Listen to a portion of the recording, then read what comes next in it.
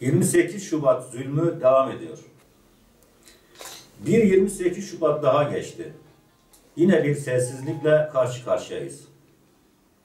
Üzerinden 21 yıl geçen, hemen herkes tarafından darbe olduğu ifade edilen ve en azından bir kanadı müebbet hapis talebiyle yargılanan bir darbenin etkisiyle cezaevlerinde 20-25 yılı aşkın sürelerdir tutulan 28 Şubat mahpusları Başbakanından Cumhurbaşkanına hemen her etkili ve yetkili ismin beyanlarına rağmen cezaevlerinde tutulmaya devam etmektedirler.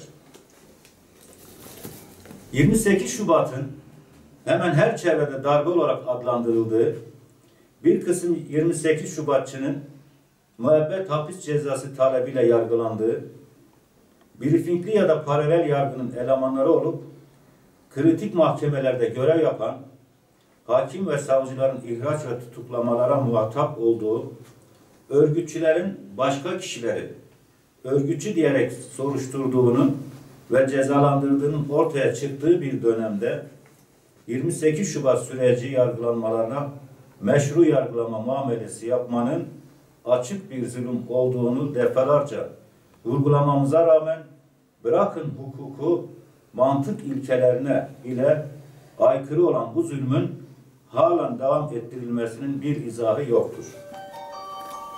Söz bitmiş olmasına rağmen zulüm bitmemektedir.